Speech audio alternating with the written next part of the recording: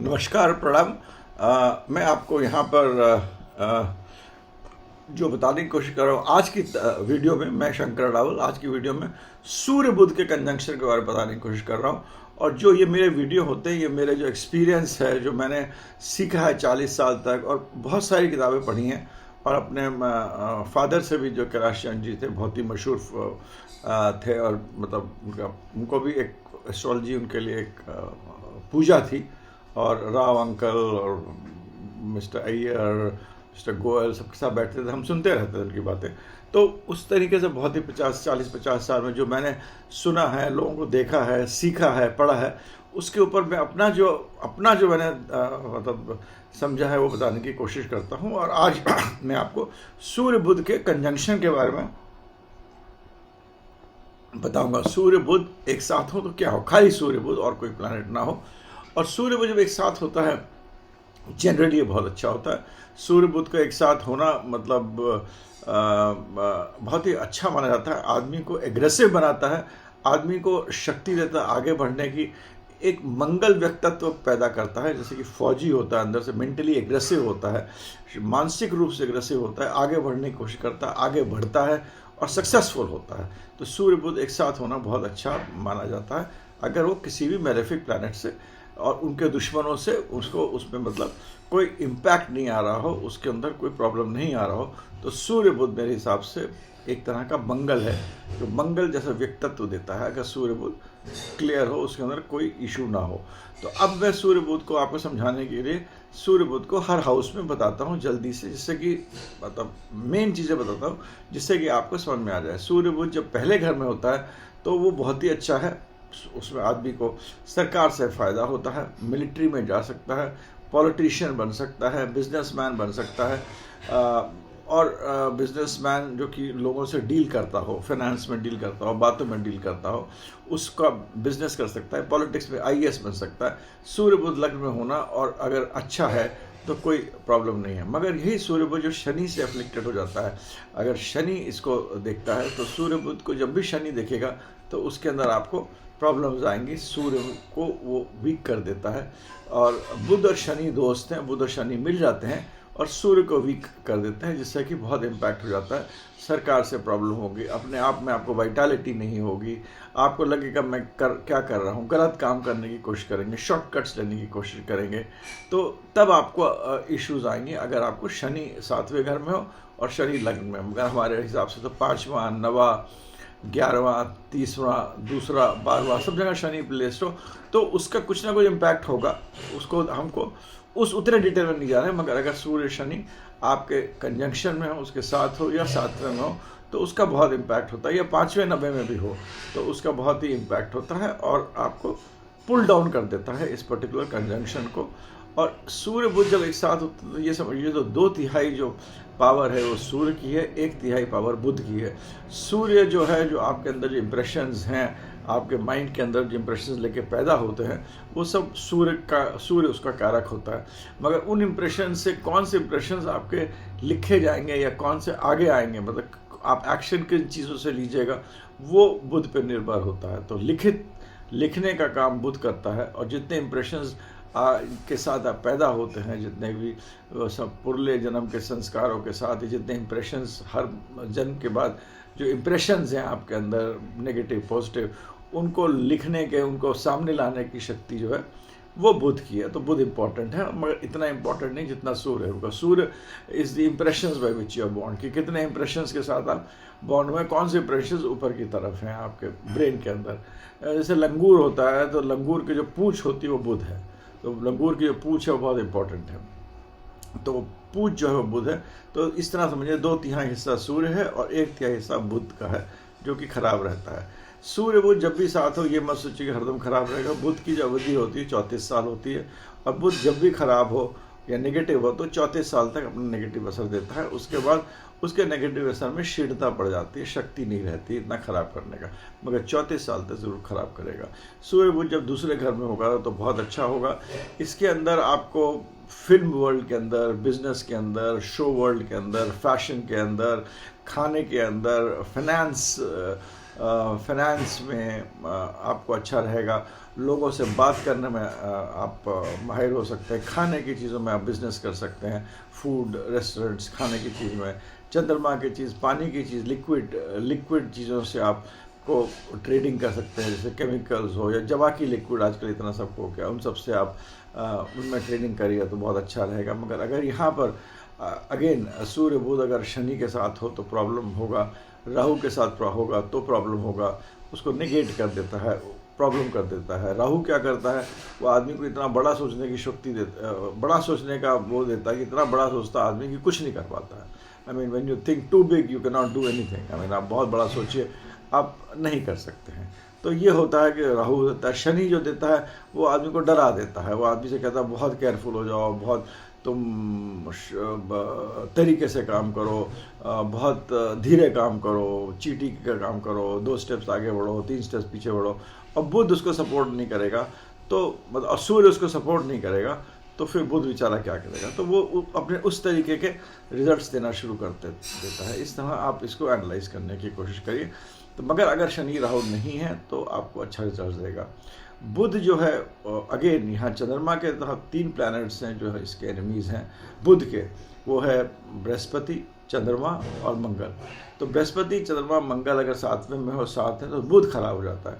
तो जो एग्जीक्यूशन होता है, जो चीज़ आप सोच रहे हैं और जो कर रहे हैं उसमें देरी हो जाएगी। तो आपको सक्सेस तो मिलेगा बट आपको डिले मिलेगा, फ्रस्ट्रेशन होगा। मतलब जो आपने सोचा है, प्लान बनाया, स्कीम बनाया, बहुत अच्छी बनाई है, किसी और आदमी से बहुत ही अच्छा बनाया, मगर वो एंड में जाकर आप देखेंगे कि उसमें आपको सक्सेस मिलेगा, हो सकता है 40% मिले, 50% मिले।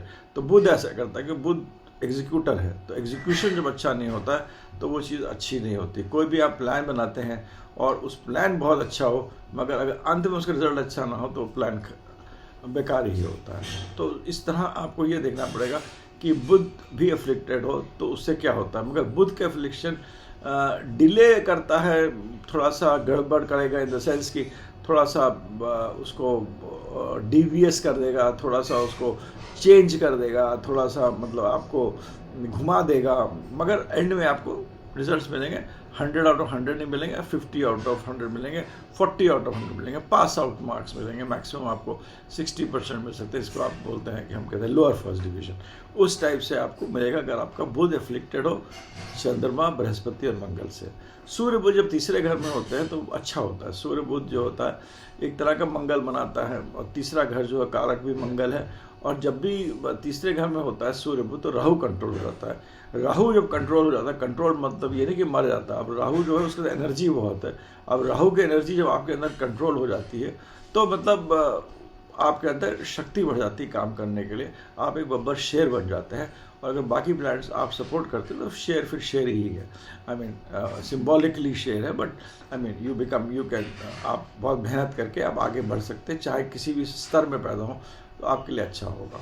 सूर्य बुध चौथे घर में अगर किसी कोई अफ्लिक्शन के साथ ना हो, पैसा देगा, बिजनेस देगा, पैसे की बरसात करेगा, क्योंकि चौथा घर होता है अपनी माँ का घर होता है, चंद्रमा का घर होता है। माँ हरदम उसको सपोर्ट करती है, तो माँ जब सूर्य बुध को सपोर्ट करेगी तो बहुत ही अच्छा रहता है।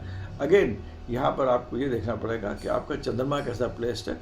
अगर चंद्रमा वेल प्लेस्ड है तो सूर्य बुध अच्छा रिजल्ट देगा, मगर चंद्रमा बशर्त सूर्य बुध के कंजंक्शन के साथ नहीं होना चाहिए और 10वें घर में नहीं होना चाहिए, क्योंकि बुध को अगेन वो डिस्टर्ब करेगा फिर।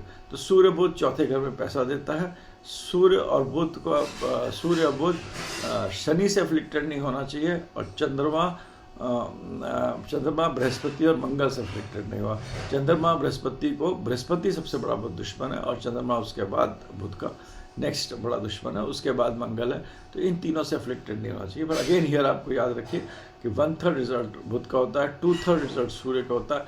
तो ये आपको देगा मगर कम देगा, बहुत ही कम देगा, आटे में नमक से थोड़ा ज़्यादा देगा इसके अंदर, मगर मिलेगा। आप बिजनेस करिएगा तो आपको बिजनेस में फ़ायदा होगा। मगर सूर्य बुध अगर किसी प्लैनेट से अफ्लिक्टेड नहीं है और अच्छा है, देन पैसे की बरसात होगी, वर्षा होगी, you will do very well in life. सूर्य बुध 5वें घर में हो तो again it is very good, क्योंकि नेचुरल घर सूर्य का है तो सूर्य बहुत ही स्ट्रांग हो जाता है यहाँ पर। और सूर्य जब स्ट्रांग हो जाता है तो आपको स्ट्रैटेजी में, इन्वेंशंस में, डिस्कवरीज में। 5वां घर होता है कि बिजनेस में आपने शेयर्स अगर निकाले हैं, दूसरों का पैसा आपको चाहिए अपना बिजनेस करने के लिए, तो उसके लिए 5वां घर बहुत इंपॉर्टेंट होता है, तो उससे फ़ायदा होगा। सूर्य सरकार है तो सरकार से पैसा मिल सकता है, बैंकों से पैसा मिल सकता है, दूसरे गवर्नमेंट से पैसा मिल सकता है अगर आप बहुत बड़े बिजनेसमैन हैं।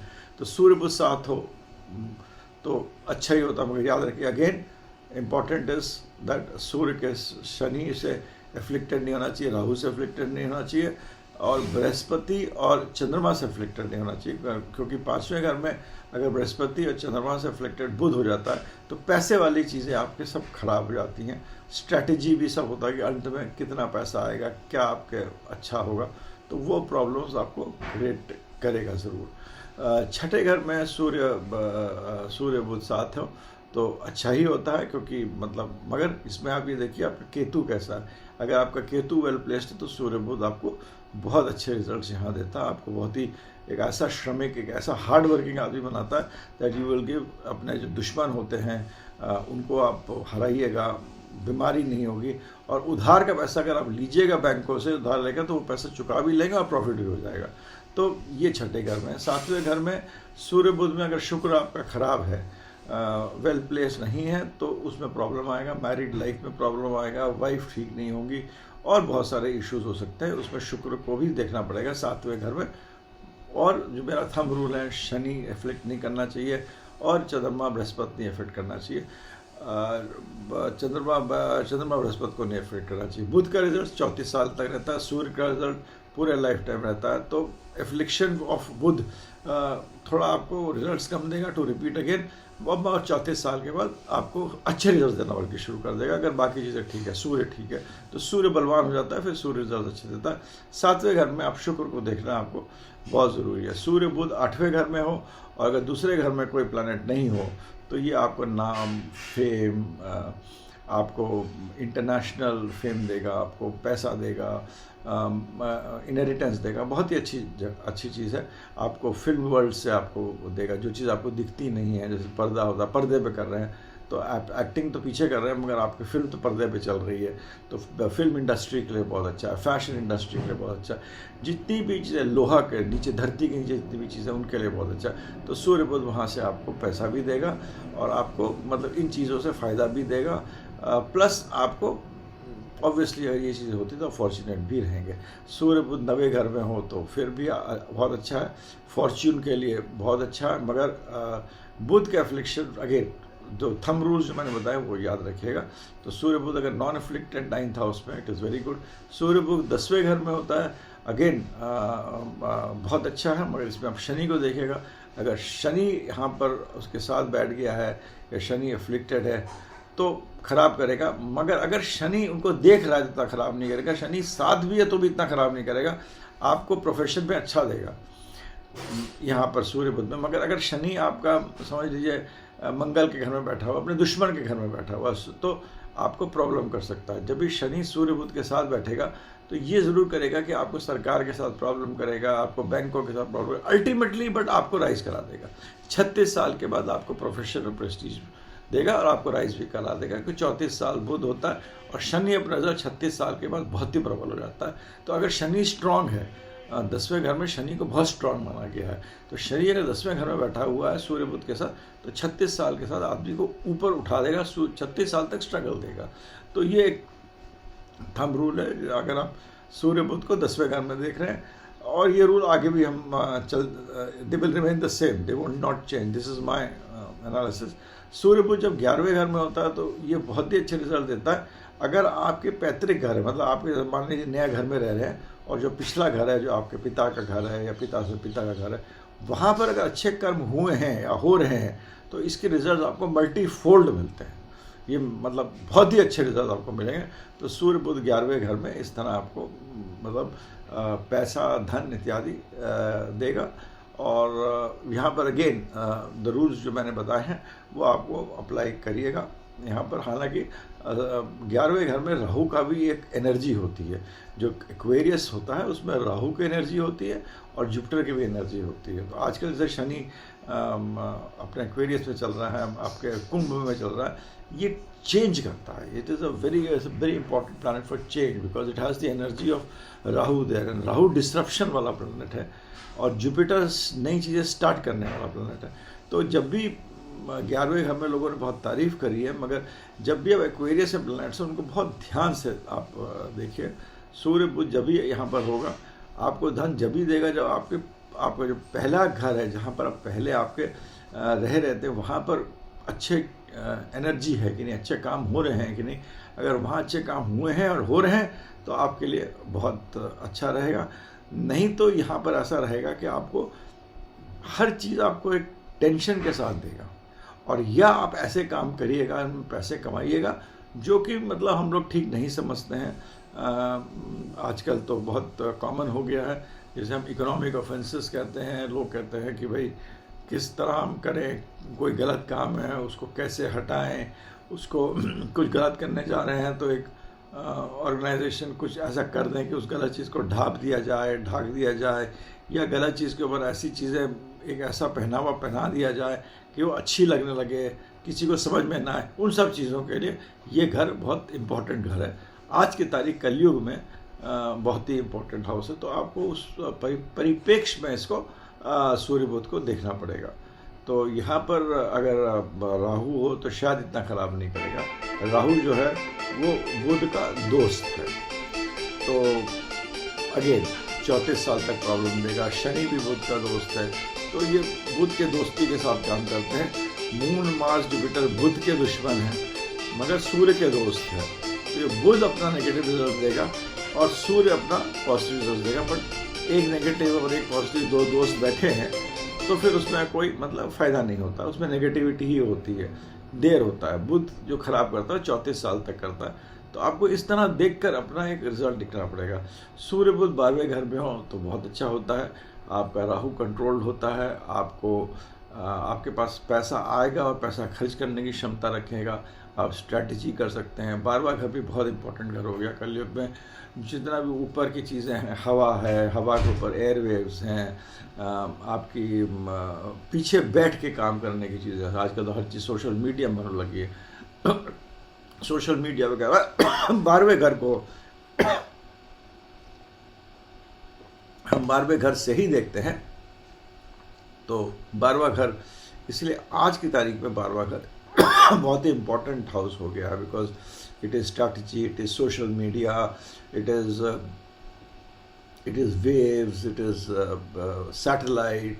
ये सब चीज़ें 12वें घर में आ गई हैं। पहले ये सब चीज़ें भी सब तो बहुत इम्पोर्टेंट हाउस हो गया।